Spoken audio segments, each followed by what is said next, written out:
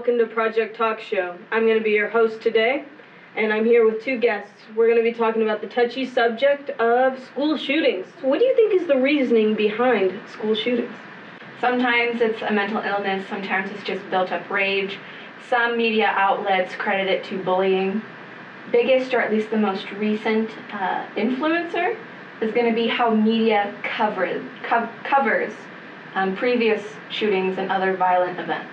And what do you mean by that? When a violent event happens, there are just swarms of media. Journalists, media people, newspaper, news station, whatever, just hounding these people.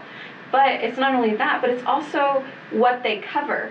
You can almost guarantee, you can guarantee that the media outlets will be releasing the names of the shooters involved. Did you think it's a good thing to know what's going on in the world, though? I'm not saying don't cover it, but the way that media covers school shootings and violent events needs to change. One of the things that, just humans in general are attracted to is living beyond death, in the sense of, leaving an imprint on the world. Leaving an imprint. Yeah, for sure. And so, that's a guaranteed way to have your name go up in a record and be famous for a while. Is to be a serial killer or a school shooter. Yeah. Some kind of violent figure, because people don't remember the celebrities, they remember the violent figures. That's also proven. There's been times where a school shooter will be trending or be more known than, like, a celebrity in a month of data that was taken in an analysis. Yeah. Do you have any examples of exactly what you're talking about? I know a big one would probably be Columbine, right? There's a lot of examples of when a shooter or somebody is influenced by a past shooting, and Columbine is one of the biggest ones. The school shootings and other violent events just throughout the country that are influenced by it.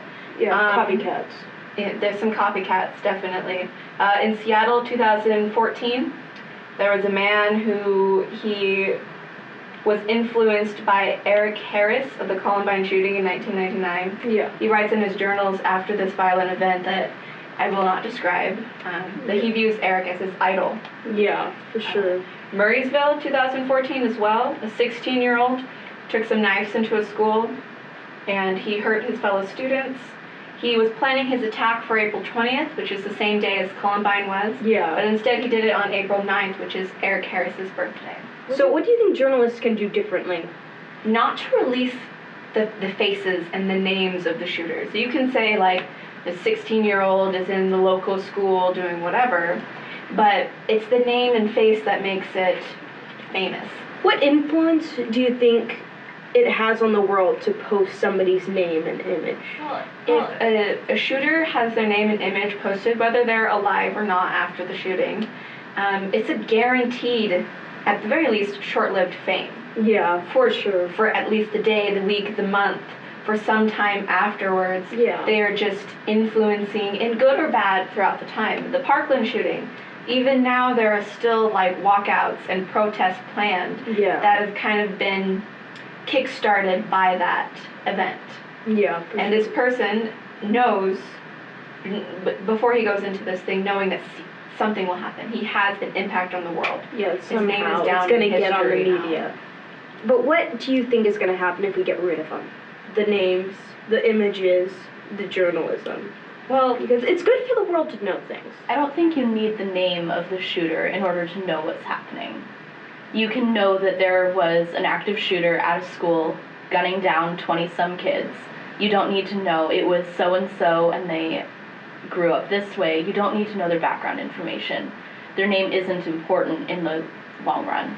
By posting those motives and trying to figure out exactly what's behind their personality, it turns them into more of a celebrity than somebody who killed a bunch of children. Right. We remember the killer's names, not the victims. Exactly. And that's always the most unfortunate thing, is someone who lost their life in this horrific event. We don't know them, but we know the person who did the event. Yeah. Which shouldn't happen. You shouldn't be awarded, in the sense of fame, for doing something so horrible. Which is why it's such an increase. Everybody wants in on the action to be a celebrity for a day, even if it takes their life or others. Makes sense. So, what do you say we do further from that? What other lines of action can you think of? I think it's important not to talk about how the person goes about their plans. If you cover like what they're wearing and how they hide their weapons, or what their motives and their plans and how they went about their plan, that just influences the next active shooter or bomber or knife stabber or whatever. That is true. But what we want is to figure out how to stem the problem. So media coverage, we can work on it and anonymize the killers, obviously. But also, there's more, how do we not create more of those? Do you think media is the only source of those killers, or do you think that, there's more to it? There is for sure more to it. There is never just one thing that influences or creates these killers in a sense.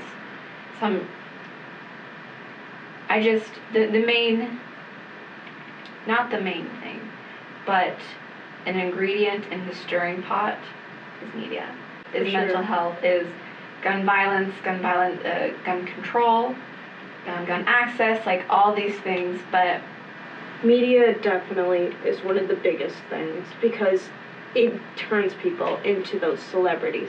It romanticizes the murder, which that's what people want, If you're a disturbed child, what you want, and you have violent thoughts, you want to go out with that bang. So you're saying that we need to get rid of that kind of media coverage.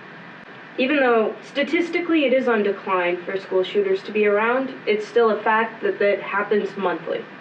So how do you think that kind of normalizes it for children? Do you think that it makes it an option for kids to be able to be school shooters because it's so often?